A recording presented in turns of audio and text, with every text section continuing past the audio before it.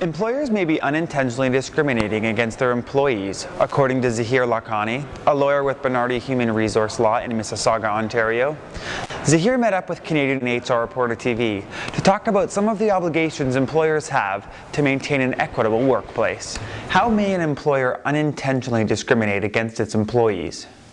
Discrimination can create culpability for an employer, and the Ontario Human Rights Commission speaks specifically of discrimination and talks about stereotypes, attributing certain characteristics to certain groups. Like if you're certain groups as being lazy, or certain groups as being aggressive, or certain groups as, or as not having proper language skills, or those type of stereotypes causes culpability when an employer makes decisions based on stereotypes rather than based on objective criteria. And I think that's what the lesson was that we were trying to impart here, was that if you're going to make decisions based on performance management or laying off people, those decisions that you make have to be based on objective criteria. They can't be made based on a racial discrimination issue. And I think what's happening here is that employers sometimes make decisions based on stereotyping. Whether they consciously are aware that they're doing it or not, they're doing it. Can you give any examples of discrimination in the workplace that employers can learn from? One involving a company, Knoll North America versus Adams, where they actually, this person was very angry at the request of a supervisor, showed his distaste to what the supervisor was telling him to do by opening his zipper up and down in front of the supervisor, obviously in a very threatening sort of manner, and was told you're suspended for 3 days and you need to take anger management counseling. He refused to do anger management counseling, and because he refused to do it, the employer terminated him. The irony is that when you look at previous discipline that this company has used against other employees, nobody else had been required to take anger management, and other employees had done things as much as bad as fighting in the parking lot and actually exhibiting violence. And why was this employee singled out to do anger management? He actually provided medical evidence from a doctor saying, I don't need anger management. And they still said, without doing anger management, you're going to be fired.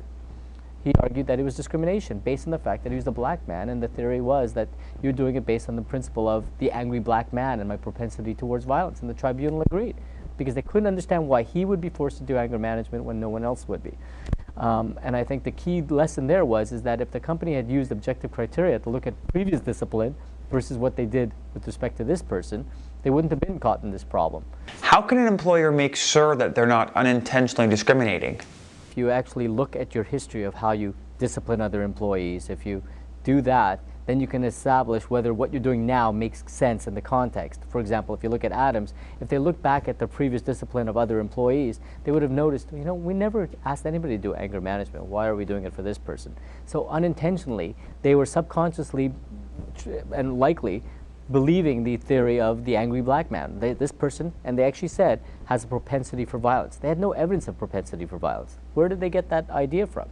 Only because he refused to do anger management. He had medical evidence not to do anger management. So I think it was unintentional. They had that belief, but if they actually looked at their criteria for what other people's discipline was compared to what they were doing with respect to Adams, they would realize that it doesn't jive. What obligations do employers have when managing a diverse workplace? There's roadblocks to moving up the rankings, for example. An employer will say, we're going to have team building exercises, or we're all going to go for, some companies will say, we're all going to play golf on a Friday night, or we're going to do this. And certain cultures are excluded from doing that because it's not part of their makeup. And if you have, I guess, steps to move up the rankings that are isolating other groups, then you have a problem. And I think that's where employers have to be cognizant of the fact that you may be supporting only certain groups moving up the ranks of a company versus other groups.